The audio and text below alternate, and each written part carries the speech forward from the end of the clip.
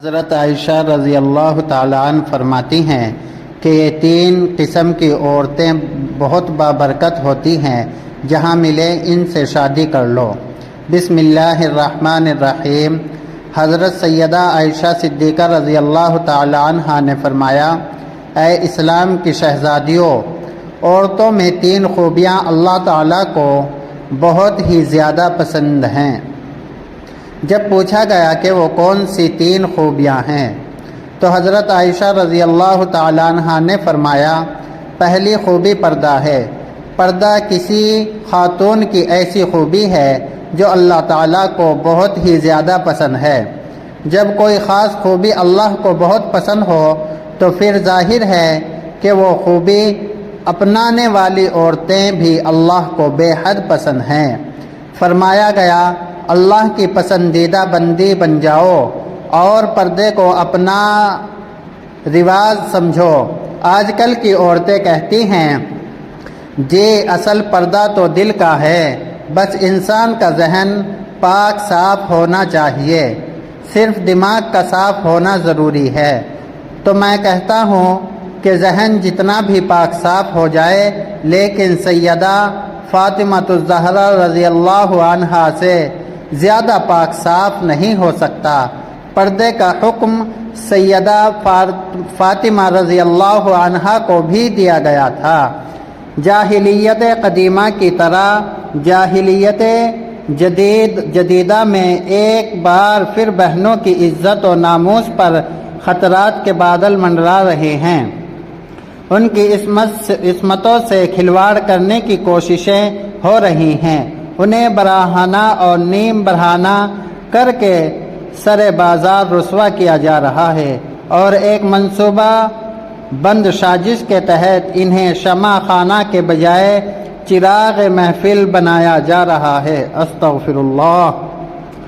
کل تک علماء شراب نوشی، لباس و پوشاک اور رہن سہن کے مغربی ہونے کا شکوہ ہی کرتے تھے کہ اب برقع اور حجاب بھی جدید کی راہ پر چل پڑے ہیں۔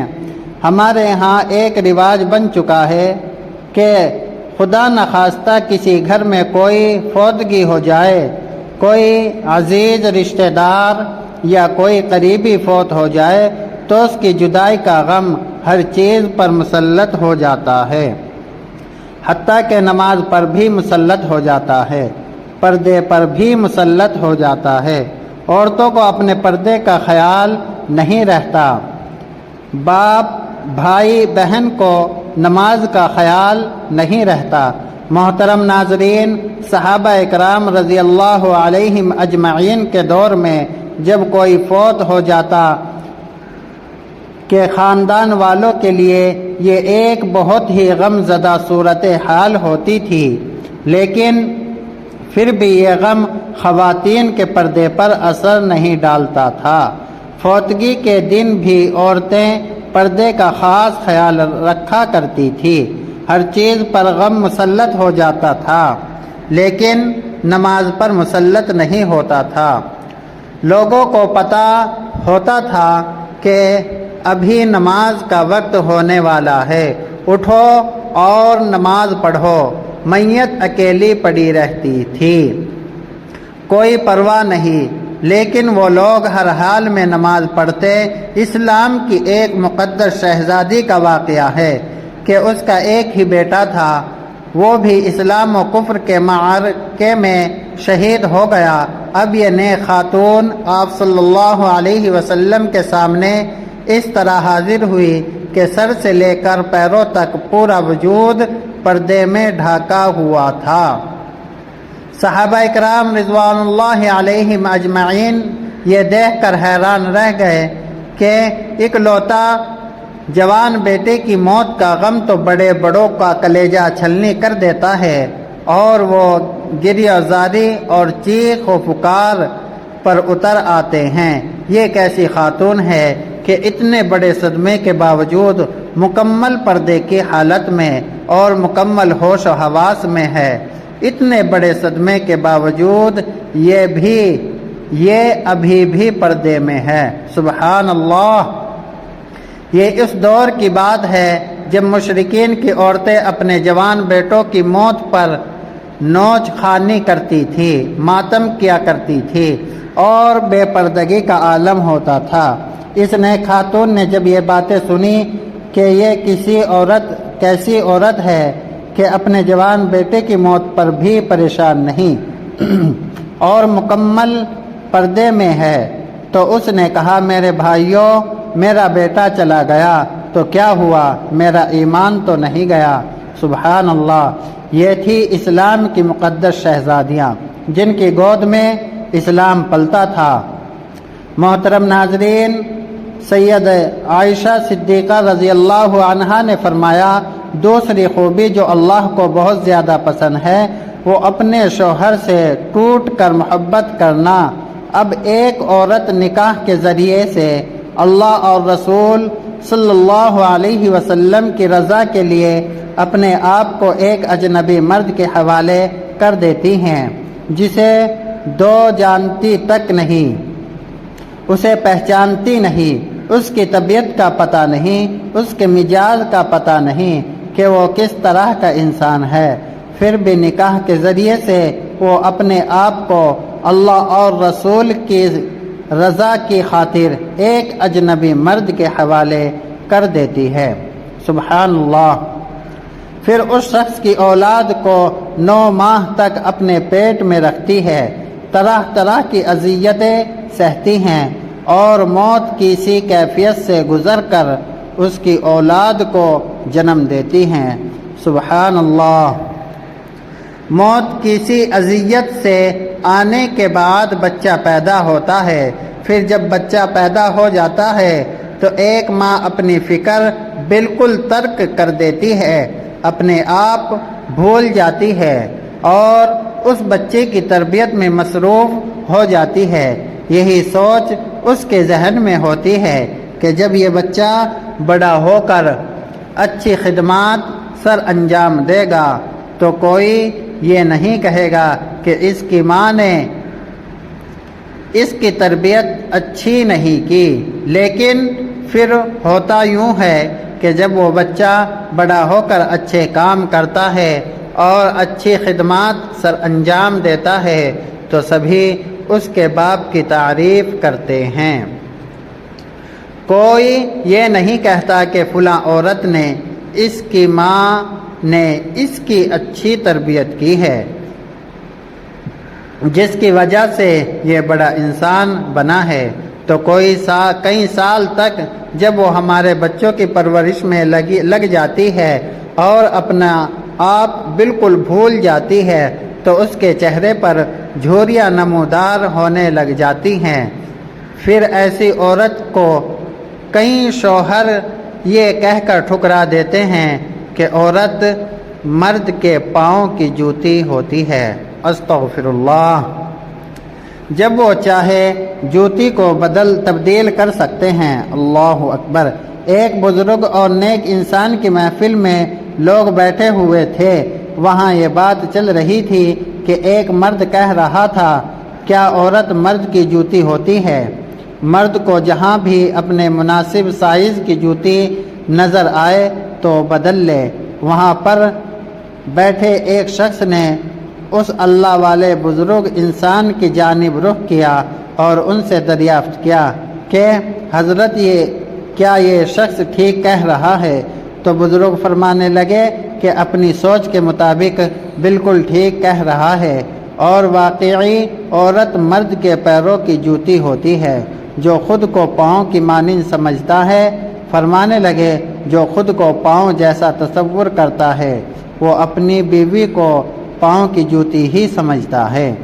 یہی عورت کا سر کا تاج بھی تو ہو سکتی ہے، لیکن صرف اس مرد کے لیے جو خود کو بادشاہ کی مانند سمجھتا ہے۔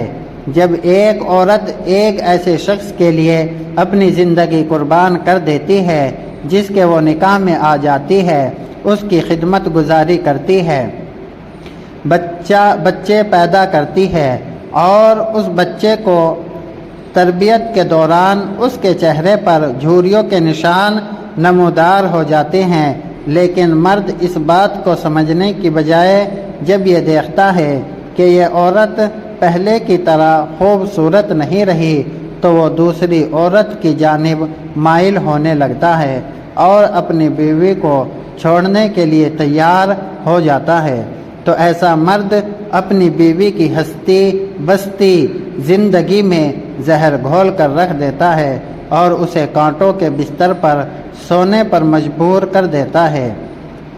تو کیا یہی انسانیت ہے؟ خدا را اللہ ان کی رحمتوں کی قدر کیا کریں، وہ کسی بھی شکل میں ہوں، ماں، بہن، بیوی یا بیٹی، ان کو عزت دیا کریں۔ حضرت عائشہ صدیقہ رضی اللہ تعالی عنہ نے فرمایا کہ عورت کے اندر 3 خوبیاں اللہ تعالیٰ کو بہت ہی زیادہ پسند ہیں۔ جب پوچھا گیا اے امیر المؤمنین، اے ام المؤمنین، عورت کی وہ کون سی خوبیاں ہیں جو اللہ تعالیٰ کو بہت پسند ہیں، تو فرمایا نمبر 1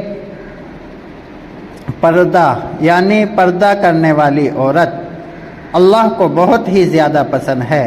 نمبر 2 شوہر سے ٹوٹ کر محبت کرنا، یعنی شوہر سے بے انتہا محبت کرنے والی عورت بھی اللہ تعالیٰ کو بہت ہی پسند ہے۔ نمبر 3 اللہ کے حضور جھکنے والی عورت، نماز پڑھنے والی عورت، قیام، رکوع اور سجود کرنے والی عورت، قرآن پڑھنے والی عورت۔ آج کل کی عورتیں کہتی ہیں جی بچے زیادہ ہیں اس لیے نماز پڑھنے کا وقت ہی نہیں ملتا، استغفر اللہ ربی من کل ذنب واتوب الیہ۔ اللہ کے حضور جھکنے کا وقت ہی نہیں ملتا تو اسے اسلام کی مقدس شہزادیاں آئیں سیدہ فاطمہ الزہرا رضی اللہ عنہا کے بابرکت گھرانے کی بات کرتے ہیں۔ جنت کے سرداروں حسنین کریمین کی تربیت بھی ہو رہی ہے، حضرت علی رضی اللہ عنہ کی خدمت بھی ہو رہی ہے، مہمانوں کو کھانے بھی پیش کیے جا رہے ہیں۔ جب رات ہوتی ہے تو سیدہ فاطمہ الزہرا رضی اللہ عنہا سونے کے لیے بستر بچھانے کے بجائے اللہ کے حضور مصلی بچھا لیتی ہیں، قیام کرتی ہیں، رکوع کرتی ہیں اور پھر جب سجدے میں جاتی ہیں تو ایک کے بعد دوسرا سجدہ بھی مکمل نہیں ہوا ہوتا تو صبح ہو جاتی ہے۔ تو جس عورت میں یہ 3 نشانیاں پائی جائیں ان سے فوراً نکاح کر لو۔ حضرت عائشہ رضی اللہ عنہا نے فرمایا 3 عورتیں بہت بابرکت ہوتی ہیں۔ نمبر 1 جس کے پاس رشتہ بھیجنا اور منظور ہونا آسان ہو۔ نمبر 2 جس کا مہر بہت کم اور آسان ہو۔ نمبر 3 جس کی پہلی اولاد بیٹی ہو۔ اللہ پاک سے دعا ہے کہ ہمیں نیکی کی باتوں پر عمل کی توفیق عطا فرمائے۔ اللہ پاک ہمیں اپنی بیویوں کے حقوق کی ادا کرنے کی توفیق عطا فرمائے۔ اللہ تعالیٰ میری اور آپ کی بخشش فرمائے اور ہمیں صراط مستقیم پر چلنے کی توفیق عطا فرمائے اور ہمیں با پردہ مسلمان بنائے، آمین ثم آمین۔ ناظرین اگر یہ ویڈیو آپ کو اچھی لگی تو لائک اور شیئر کریں، اپنے دوست احبابوں کے لیے صدقہ جاریہ سمجھ کر شیئر کریں۔ جزاک اللہ خیرا و احسن الجزاء۔ اللہ تمام مسلمانوں کی حفاظت اور رہنمائی فرمائے۔ اللہ تعالی ہم سب کی حفاظت فرمائے، آمین۔